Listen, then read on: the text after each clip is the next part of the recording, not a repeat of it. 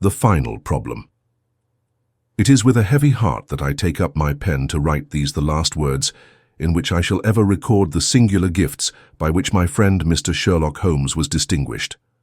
In an incoherent and, as I deeply feel, an entirely inadequate fashion, I have endeavored to give some account of my strange experiences in his company, from the chance which first brought us together at the period of the study in scarlet, up to the time of his interference in the matter of the naval treaty, an interference which had the unquestionable effect of preventing a serious international complication. It was my intention to have stopped there, and to have said nothing of that event which has created a void in my life, which the lapse of 2 years has done little to fill. My hand has been forced, however, by the recent letters in which Colonel James Moriarty defends the memory of his brother, and I have no choice but to lay the facts before the public exactly as they occurred. I alone know the absolute truth of the matter, and I am satisfied that the time has come when no good purpose is to be served by its suppression. As far as I know, there have been only 3 accounts in the public press: that in the Journal de Genève on May 6, 1891, the Reuters dispatch in the English papers on May 7th, and finally the recent letters to which I have alluded. Of these, the first and second were extremely condensed, while the last is, as I shall now show, an absolute perversion of the facts. It lies with me to tell for the first time what really took place between Professor Moriarty and Mr. Sherlock Holmes.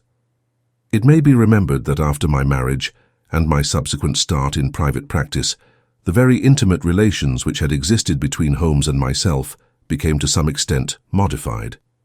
He still came to me from time to time when he desired a companion in his investigation, but these occasions grew more and more seldom, until I find that in the year 1890 there were only 3 cases of which I retain any record.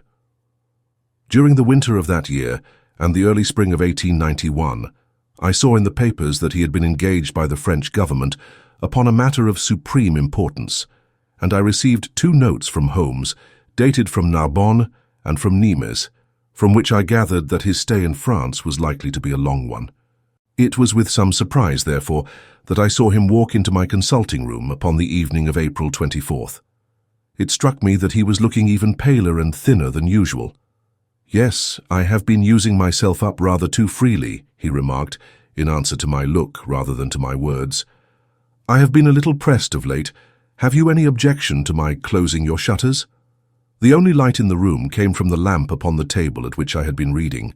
Holmes edged his way round the wall and, flinging the shutters together, he bolted them securely. "You are afraid of something?" I asked. "Well, I am." "Of what?" "Of air guns." "My dear Holmes, what do you mean?" "I think that you know me well enough, Watson, to understand that I am by no means a nervous man. At the same time, it is stupidity rather than courage to refuse to recognize danger when it is close upon you. Might I trouble you for a match?" He drew in the smoke of his cigarette, as if the soothing influence was grateful to him. "I must apologize for calling so late," said he, "and I must further beg you to be so unconventional as to allow me to leave your house presently by scrambling over your back garden wall." "But what does it all mean?" I asked. He held out his hand, and I saw in the light of the lamp that 2 of his knuckles were burst and bleeding. "It is not an airy nothing, you see," said he, smiling. "On the contrary, it is solid enough for a man to break his hand over." "Is Mrs. Watson in?" "She is away upon a visit." "Indeed? You are alone?" "Quite." "Then it makes it the easier for me to propose that you should come away with me for a week to the continent." "Where?" "Oh, anywhere, it's all the same to me." There was something very strange in all this. It was not Holmes's nature to take an aimless holiday, and something about his pale, worn face told me that his nerves were at their highest tension. He saw the question in my eyes, and putting his fingertips together and his elbows upon his knees, he explained the situation. "You have probably never heard of Professor Moriarty," said he. "Never." "Aye, there's the genius and the wonder of the thing," he cried. "The man pervades London and no one has heard of him. That's what puts him on a pinnacle in the records of crime. I tell you, Watson, in all seriousness, that if I could beat that man, if I could free society of him, I should feel that my own career had reached its summit, and I should be prepared to turn to some more placid line in life. Between ourselves, the recent cases in which I have been of assistance to the royal family of Scandinavia and to the French Republic have left me in such a position that I could continue to live in the quiet fashion which is most congenial to me, and to concentrate my attention upon my chemical researches. But I could not rest, Watson.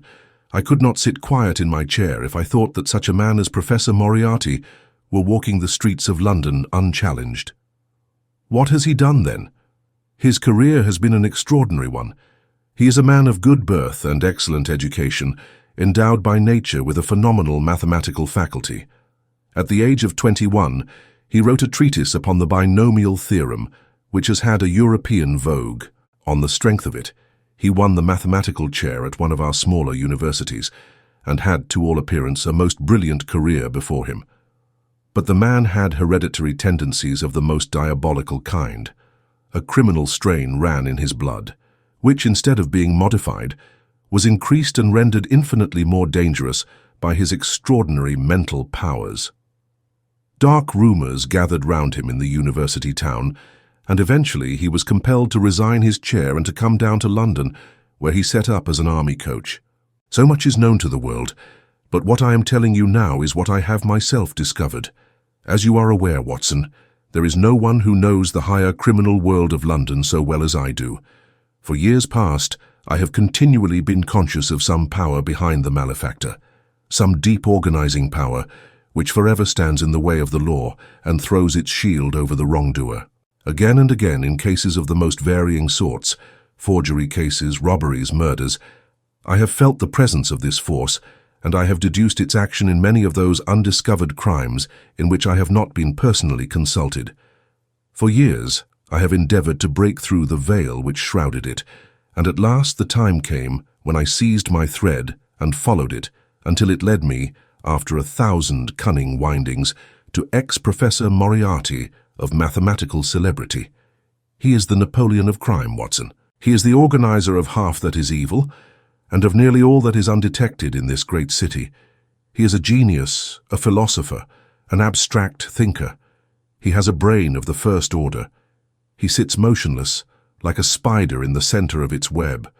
But that web has 1,000 radiations, and he knows well every quiver of each of them. He does little himself. He only plans. But his agents are numerous and splendidly organized.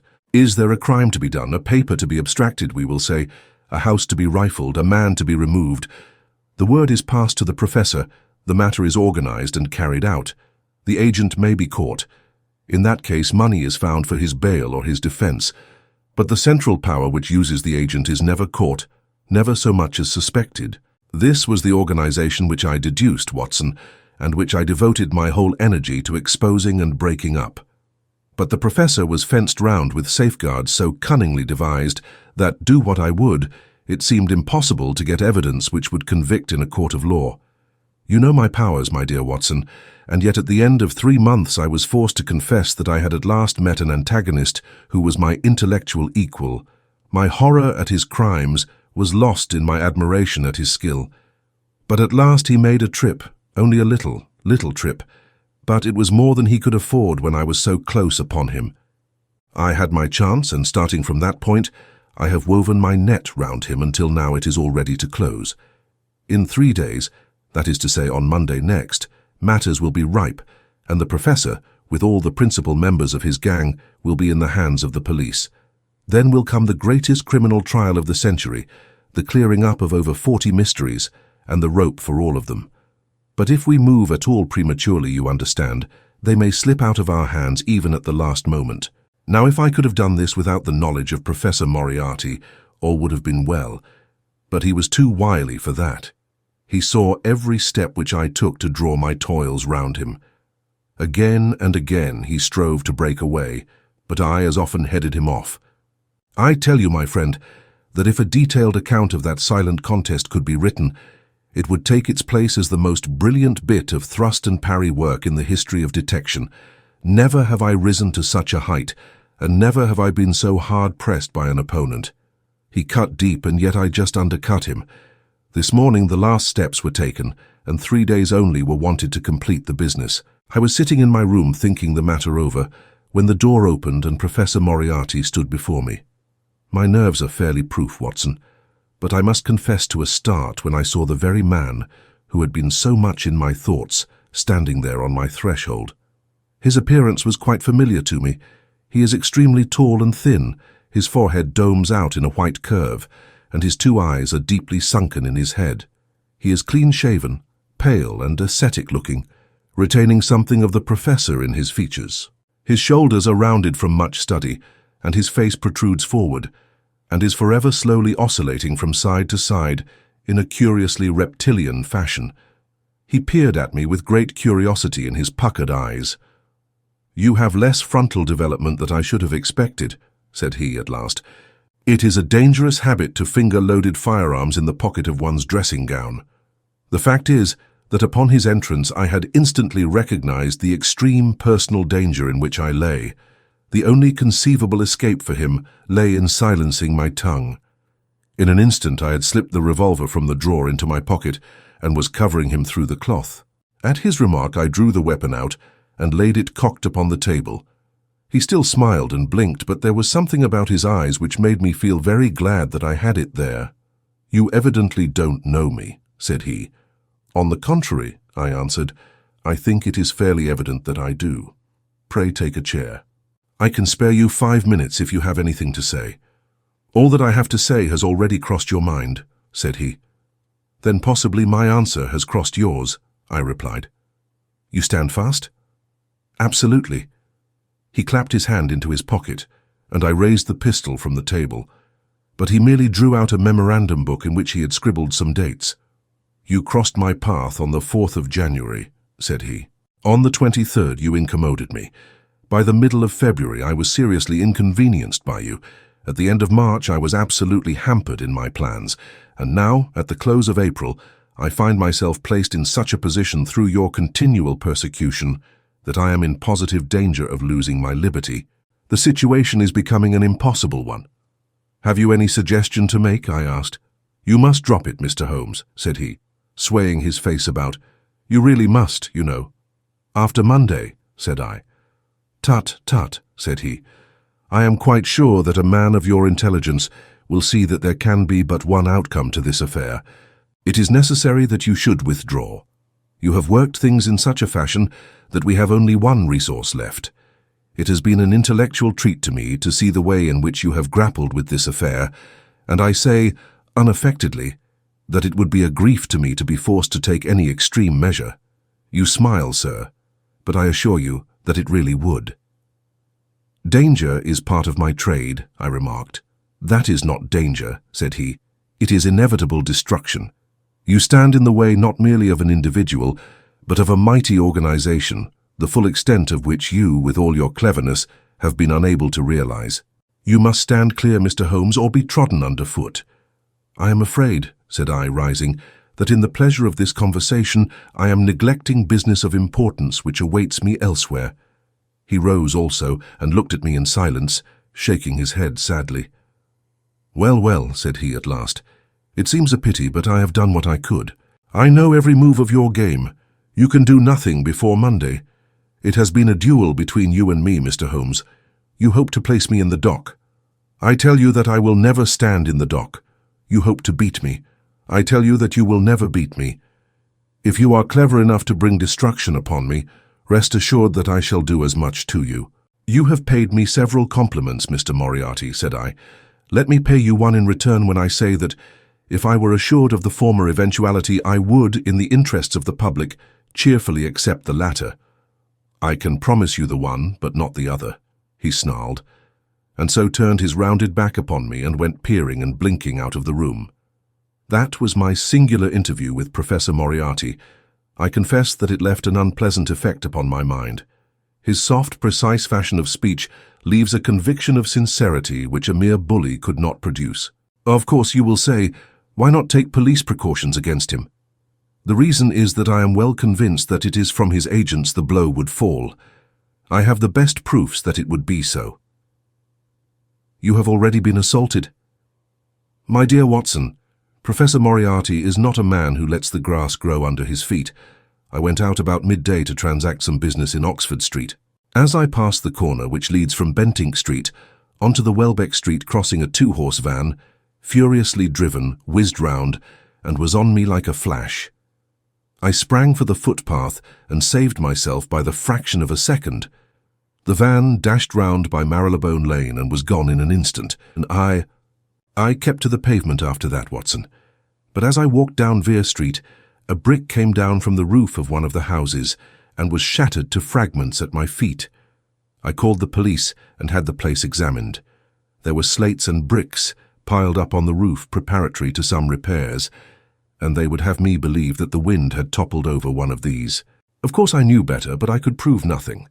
I took a cab after that and reached my brother's rooms in Pall Mall, where I spent the day. Now I have come round to you, and on my way I was attacked by a rough with a bludgeon. I knocked him down, and the police have him in custody. But I can tell you with the most absolute confidence that no possible connection will ever be traced between the gentleman upon whose front teeth I have barked my knuckles and the retiring mathematical coach who is, I dare say, working out problems upon a blackboard 10 miles away. You will not wonder, Watson, that my first act on entering your rooms was to close your shutters, and that I have been compelled to ask your permission to leave the house by some less conspicuous exit than the front door. I had often admired my friend's courage, but never more than now as he sat quietly checking off a series of incidents which must have combined to make up a day of horror. "You will spend the night here?" I said. "No, my friend, you might find me a dangerous guest. I have my plans laid and all will be well. Matters have gone so far now that they can move without my help as far as the arrest goes, though my presence is necessary for a conviction. It is obvious, therefore, that I cannot do better than get away for the few days which remain before the police are at liberty to act. It would be a great pleasure to me, therefore, if you could come on to the continent with me." "The practice is quiet," said I, "and I have an accommodating neighbor. I should be glad to come." "And to start tomorrow morning?" "If necessary." "Oh yes, it is most necessary." "Then these are your instructions, and I beg, my dear Watson, that you will obey them to the letter, for you are now playing a double-handed game with me against the cleverest rogue and the most powerful syndicate of criminals in Europe. Now listen, you will dispatch whatever luggage you intend to take by a trusty messenger unaddressed to Victoria tonight. In the morning you will send for a hansom, desiring your man to take neither the first nor the second which may present itself. Into this hansom you will jump, and you will drive to the Strand end of the Lowther Arcade, handing the address to the cabman upon a slip of paper with a request that he will not throw it away. Have your fare ready, and the instant that your cab stops, dash through the arcade, timing yourself to reach the other side at 9:15. You will find a small brougham waiting close to the curb, driven by a fellow with a heavy black cloak tipped at the collar with red. Into this you will step, and you will reach Victoria in time for the Continental Express. Where shall I meet you? At the station. The second first-class carriage from the front will be reserved for us. The carriage is our rendezvous, then? Yes. It was in vain that I asked Holmes to remain for the evening. It was evident to me that he thought he might bring trouble to the roof he was under, and that was the motive which impelled him to go. With a few hurried words as to our plans for the morrow, he rose and came out with me into the garden, clambering over the wall which leads into Mortimer Street, and immediately whistling for a hansom, in which I heard him drive away. In the morning, I obeyed Holmes's injunctions to the letter. A hansom was procured with such precaution as would prevent its being one which was placed ready for us, and I drove immediately after breakfast to the Lowther Arcade, through which I hurried at the top of my speed. A brougham was waiting with a very massive driver wrapped in a dark cloak, who, the instant that I had stepped in, whipped up the horse and rattled off to Victoria Station. On my alighting there, he turned the carriage and dashed away again without so much as a look in my direction. So far all had gone admirably. My luggage was waiting for me, and I had no difficulty in finding the carriage which Holmes had indicated, the less so as it was the only one in the train which was marked engaged. My only source of anxiety now was the non-appearance of Holmes. The station clock marked only 7 minutes from the time when we were due to start. In vain I searched among the groups of travellers and leave-takers for the lithe figure of my friend. There was no sign of him. I spent a few minutes in assisting a venerable Italian priest, who was endeavouring to make a porter understand, in his broken English, that his luggage was to be booked through to Paris. Then, having taken another look round, I returned to my carriage, where I found that the porter, in spite of the ticket, had given me my decrepit Italian friend as a travelling companion. It was useless for me to explain to him that his presence was an intrusion, for my Italian was even more limited than his English, so I shrugged my shoulders resignedly and continued to look out anxiously for my friend. A chill of fear had come over me, as I thought that his absence might mean that some blow had fallen during the night. Already the doors had all been shut and the whistle blown when, "My dear Watson," said a voice, "you have not even condescended to say good morning." I turned in uncontrollable astonishment. The aged ecclesiastic had turned his face towards me. For an instant the wrinkles were smoothed away. The nose drew away from the chin. The lower lip ceased to protrude and the mouth to mumble.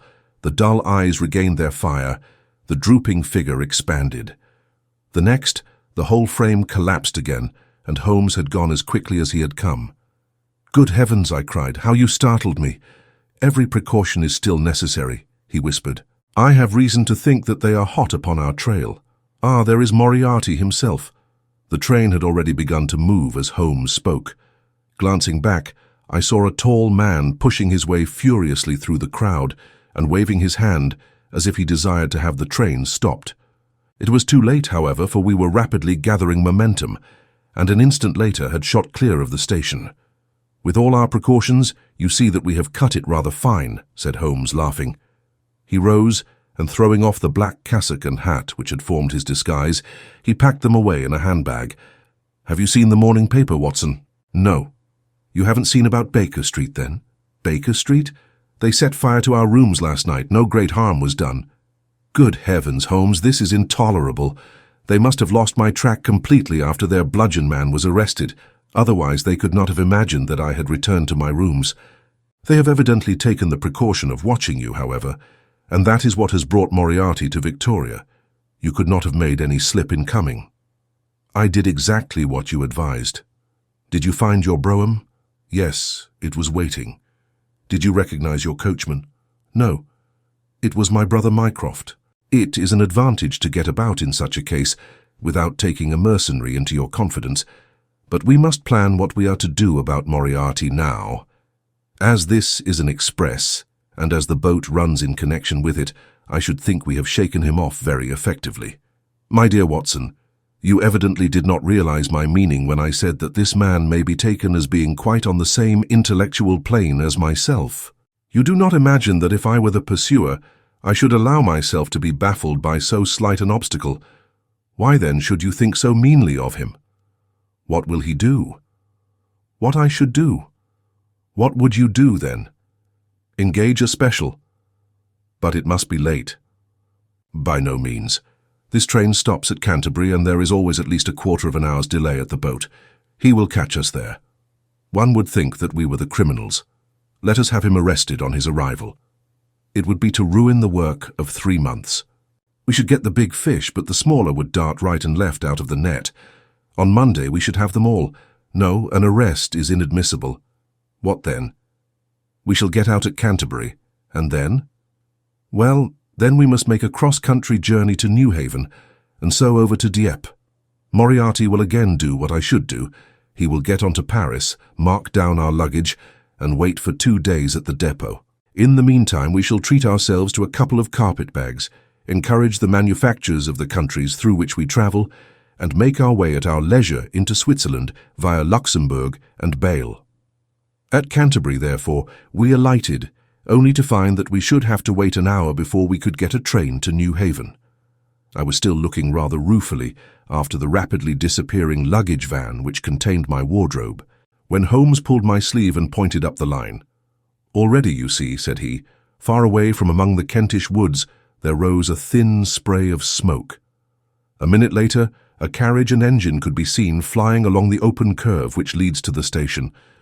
We had hardly time to take our place behind a pile of luggage when it passed with a rattle and a roar, beating a blast of hot air into our faces. "There he goes," said Holmes, as we watched the carriage swing and rock over the point. "There are limits, you see, to our friend's intelligence.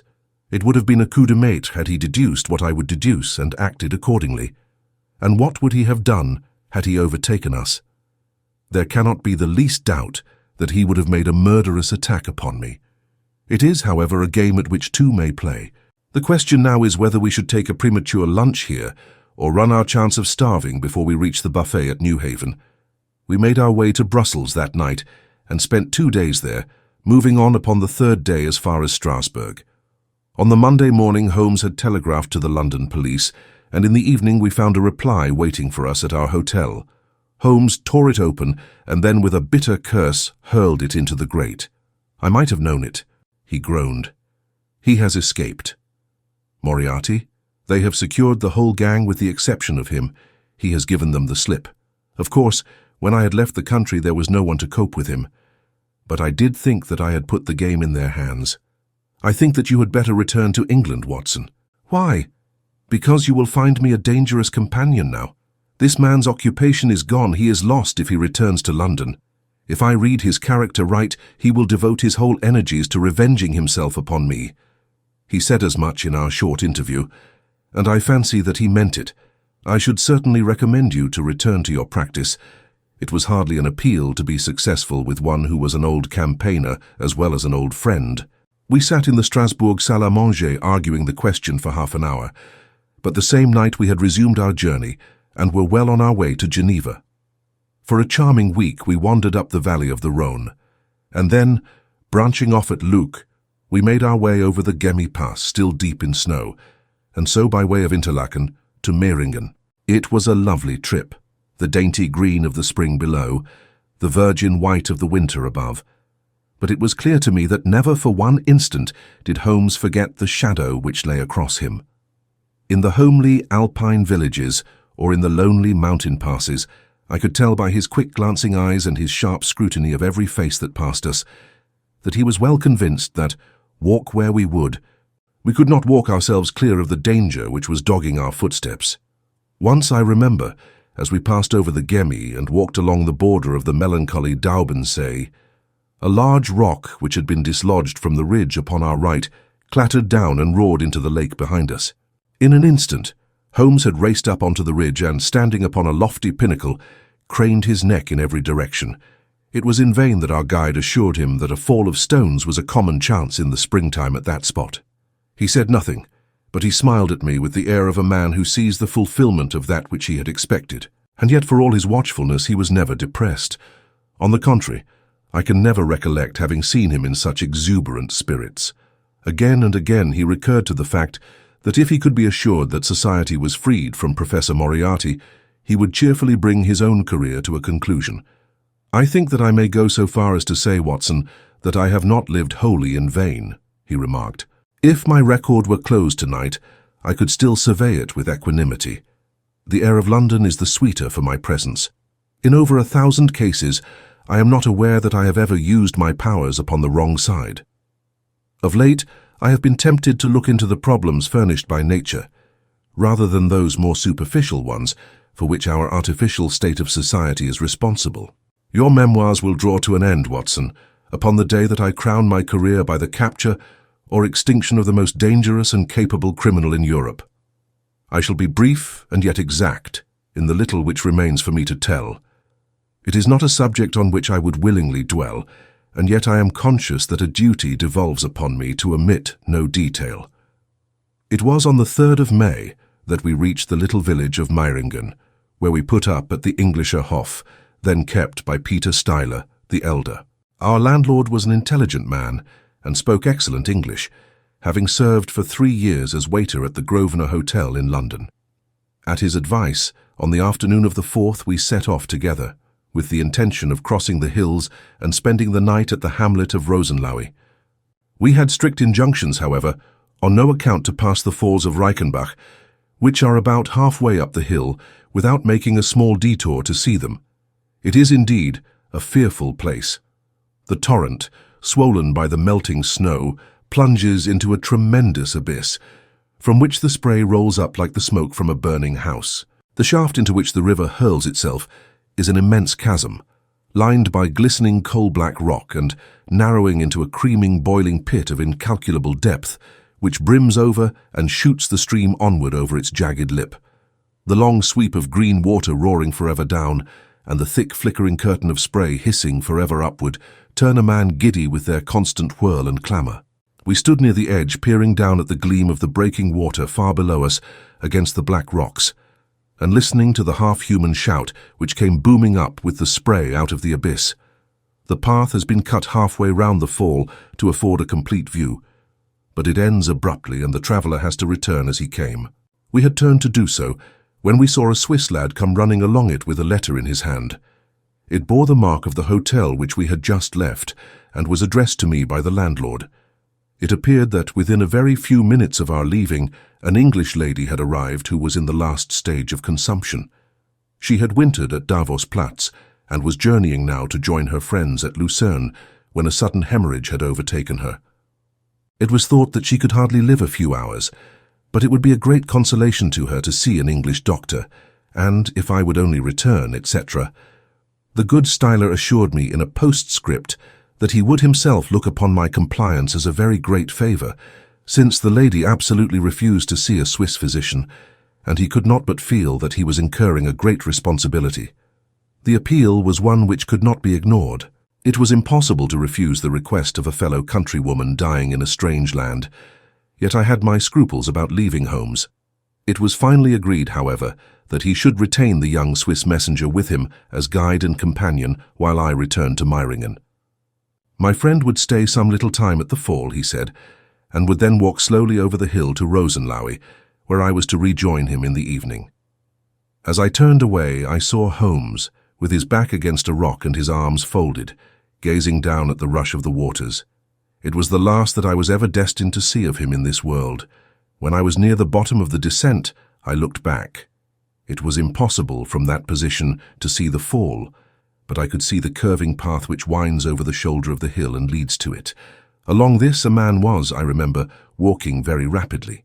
I could see his black figure clearly outlined against the green behind him. I noted him, and the energy with which he walked, but he passed from my mind again as I hurried on upon my errand. It may have been a little over an hour before I reached Meiringen. Old Steiler was standing at the porch of his hotel. "Well," said I as I came hurrying up, "I trust that she is no worse." A look of surprise passed over his face, and at the first quiver of his eyebrows, my heart turned to lead in my breast. "You did not write this?" I said, pulling the letter from my pocket. "There is no sick Englishwoman in the hotel." "Certainly not," he cried, "but it has the hotel mark upon it. Ha! It must have been written by that tall Englishman who came in after you had gone. He said—" But I waited for none of the landlord's explanations. In a tingle of fear, I was already running down the village street and making for the path which I had so lately descended. It had taken me an hour to come down. For all my efforts, 2 more had passed before I found myself at the fall of Reichenbach once more. There was Holmes's alpine stock still leaning against the rock by which I had left him. But there was no sign of him, and it was in vain that I shouted. My only answer was my own voice reverberating in a rolling echo from the cliffs around me. It was the sight of that alpine stock which turned me cold and sick. He had not gone to Rosenlaui then. He had remained on that 3-foot path with sheer wall on one side and sheer drop on the other until his enemy had overtaken him. The young Swiss had gone too. He had probably been in the pay of Moriarty and had left the 2 men together. And then what had happened? Who was to tell us what had happened then? I stood for a minute or two to collect myself, for I was dazed with the horror of the thing. Then I began to think of Holmes's own methods, and to try to practice them in reading this tragedy. It was, alas, only too easy to do. During our conversation we had not gone to the end of the path, and the alpine stock marked the place where we had stood. The blackish soil is kept forever soft by the incessant drift of spray, and a bird would leave its tread upon it. 2 lines of footmarks were clearly marked along the farther end of the path, both leading away from me. There were none returning. A few yards from the end, the soil was all ploughed up into a patch of mud, and the branches and ferns which fringed the chasm were torn and bedraggled. I lay upon my face and peered over with the spray spouting up all around me. It had darkened since I left, and now I could only see here and there the glistening of moisture upon the black walls, and far away down at the end of the shaft, the gleam of the broken water. I shouted, but only the same half-human cry of the fall was borne back to my ears, but it was destined that I should after all have a last word of greeting from my friend and comrade. I have said that his alpine stock had been left leaning against a rock, which jutted onto the path. From the top of this boulder, the gleam of something bright caught my eye, and raising my hand, I found that it came from the silver cigarette case which he used to carry. As I took it up, a small square of paper upon which it had lain fluttered down onto the ground. Unfolding it, I found that it consisted of 3 pages torn from his notebook and addressed to me. It was characteristic of the man that the direction was as precise and the writing as firm and clear as though it had been written in his study. "My dear Watson," it said, "I write these few lines through the courtesy of Mr. Moriarty, who awaits my convenience for the final discussion of those questions which lie between us. He has been giving me a sketch of the methods by which he avoided the English police and kept himself informed of our movements. They certainly confirm the very high opinion which I had formed of his abilities. I am pleased to think that I shall be able to free society from any further effects of his presence, though I fear that it is at a cost which will give pain to my friends, and especially, my dear Watson, to you. I have already explained to you, however, that my career had in any case reached its crisis, and that no possible conclusion to it could be more congenial to me than this. Indeed, if I may make a full confession to you, I was quite convinced that the letter from Meiringen was a hoax, and I allowed you to depart on that errand under the persuasion that some development of this sort would follow.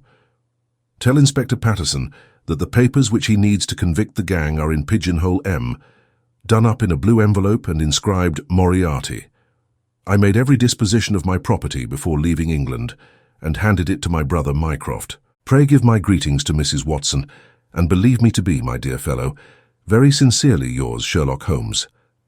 A few words may suffice to tell the little that remains.